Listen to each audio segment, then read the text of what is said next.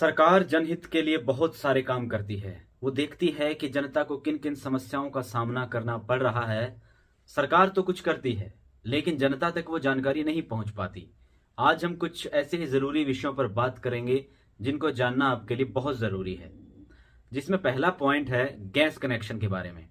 Gas connection पर मिलने वाला बीमा, एलपीजी का जैसे हर किसी के पास कनेक्शन होता है, उसके साथ ही 50 लाख का बीमा ऑटोमेटिक हमें मिल जाता है, जिसके लिए हमें कुछ भी अलग से नहीं करना पड़ता, कोई अलग से पे नहीं करना पड़ता।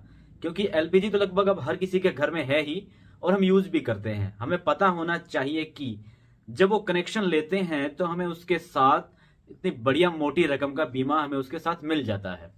उसके लिए हमें कुछ अलग से नहीं करना पड़ता। इसे एलपीजी इंश्योरेंस कवर के नाम से जाना जाता है या कहा जाता है। गैस सिलेंडर में होने वाली किसी भी तरह की अप्रिय घटना जिससे जान माल का कुछ नुकसान हो सकता है, उसकी भरपाई करने के लिए यह बीमा होता है। इसे एलपीजी इंश्योरेंस कवर कहा जाता है। सिलेंडर लेने के बाद 40 लाख तक के एक्सीडेंटल और अगर किसी की मृत्यु हो जाती है तो 50 लाख तक का क्लेम मिल सकता है। बस इसके लिए आपको आपके पास कुछ बातों का ध्यान रखना है, जिसमें चूल्हा, रेगुलेटर, पाइप, इस तरह की बेसिक चीजें आईएसआई मार्का की होनी चाहिए। वैसे भी हमें इस तरह की चीजें, जरूरी चीजें आईएसआई मार्का की ही लेनी चाहिए। मित्रों, लोकल के चक्कर में नहीं पड़ना चाहिए। एक रोचक बात और बात निकल के आई है कि पिछले 25 सालों में एलपीजी से किसी ने क्लेम नहीं किया। दूसरी काम आने वाली जानकारी, छोटी मगर मोटी बातें। आजकल हर घर में मोटर व्हीकल, गाड़ियां, व्हीकल सब कुछ है ही हैं। और हम इधर उधर जाने का भी रहता ही है कि कभी घूमने फिरने परिवार के साथ इधर उधर हम जाते रहते हैं।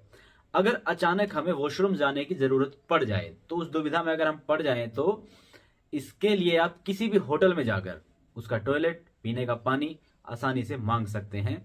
इसके लिए वो आपको मना नहीं कर सकता, क्योंकि ये आपका अधिकार है। Right to access free drinking water and toilet facility in hotels. अब हमें इस तरह की जरूरत पड़े, इमरजेंसी पड़े तो हिचकिचाने का नहीं, खुल के बोलने का कि हमें पानी पीना है या आपका टॉयलेट यूज करना है। चाहे वो होटल 4 सितारा हो कि 5 सितारा हो, कोई चक्कर नहीं है।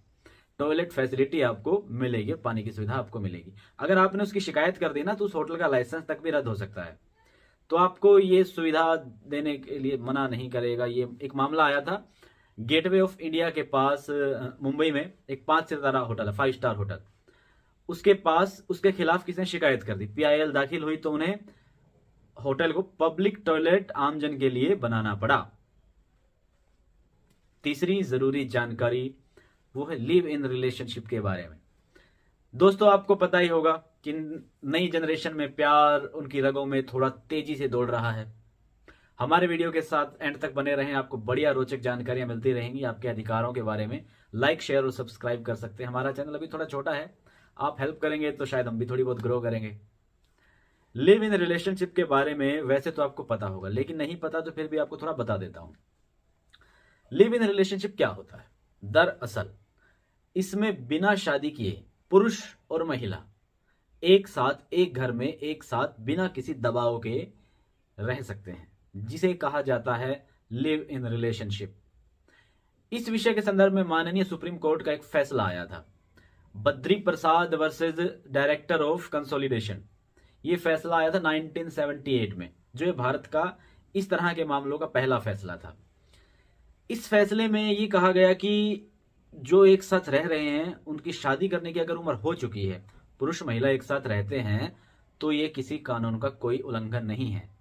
साथ ही साथ ये भी कहा गया, अगर कोई कपल, इस तरीके से कोई जोड़ा लंबे समय तक ऐसे रहता है तो उसे शादी के समान ही देखा जाना चाहिए। इस दौरान अगर बच्चे पैदा हो जाएं तो उनकी लीगलिटी पर भी माननीय सुप्रीम कोर्ट ने फैसला दिया है। वो मामला है तुलसा वर्सेज दुर्घाटिया। यहां तक कि उनका प्रॉपर्टी में भी राइट होगा अगर ऐसे बच्चे होते हैं। अब हम आते हैं अगली जानकारी के बारे में। बंधुराज, ये जो जानकारी है ये है कामकाजी महिलाओं के बारे में, यानी कि जो महिलाएं अपने पांव पर स्टैंड हैं।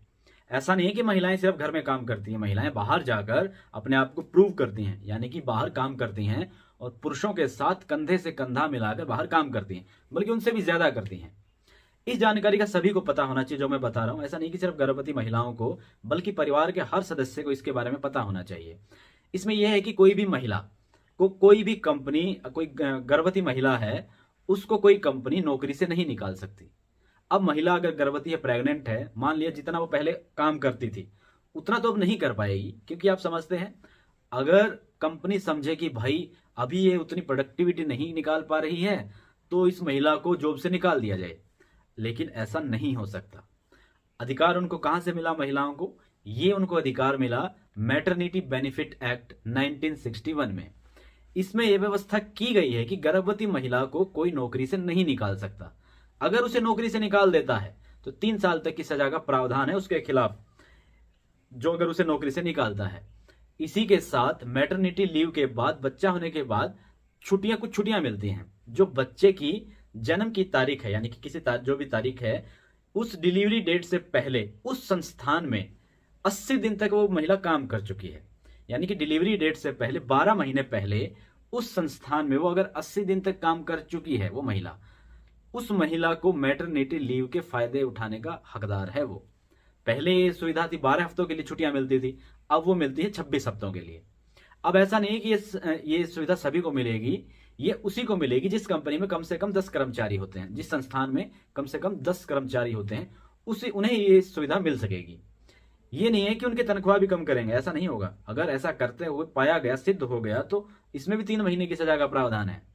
एक बात और बता दूं, अगर कोई महिला किसी बच्चे को गोद ले लेती है तो उसे गोद लिए हुए बच्चे की जो आयु, मतलब उस समय है जो बच्चा वो 3 महीने का है मात्र, उस समय उसे भी 12 हफ्तों की छुट्टियां मिलेंगी। उस एक्ट में उसका भी प्रावधान है।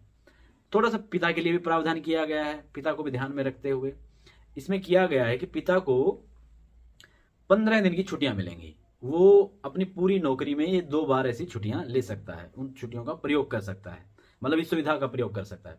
अगर जानकारी पसंद आ रही है तो आप हमारे चैनल को फ्री में ग्रो करने में मदद कर सकते हैं, लाइक शेयर सब्सक्राइब करके। अगली जानकारी पे आते हैं। अगली जानकारी है, देखो हर किसी के पास आजकल वाहन तो हो गए हैं और ट्रैफिक पुलिस की पैनी नजर हम पर टिकी रहती है हर जगह। कभी लाइसेंस नहीं होता हमारे पास, कभी कुछ नहीं होता, कभी हेलमेट नहीं होता, इत्यादि इत्यादि इत्यादि। अगर आपके पास मान लिया हेलमेट नहीं है तो एक ही दिन में आपका एक ही चीज के लिए, यानी कि हेलमेट के लिए, उसी चीज के लिए 2 बार चालान नहीं हो सकता। अगर आपका लाइसेंस मान लो लाइसेंस का चालान हो गया, ऐसा नहीं है कि हर लाइट पे जाओगे और आपको दिवालिया करने के लिए चालान वाले खड़े हैं कि भाई इस बंदे का तो दिवालिया निकालना, इतना चालान कर देंगे। ऐसा नहीं है। सरकार ने इस बाबत ध्यान रखा है, आपका नहीं हम सबका ध्यान रखा है।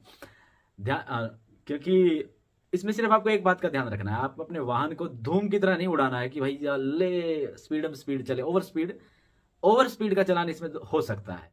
मैं उम्मीद करता हूं आपको जानकारी अच्छी लगी। ऐसी ही रोचक व चोचक बातों को जानने के लिए जुड़े रहिए हमारे साथ। हमारे चैनल को फ्री में ग्रो करने में मदद कीजिए, लाइक शेयर सब्सक्राइब करके। चैनल थोड़ा छोटा है, आप मदद करें प्लीज। Thank you.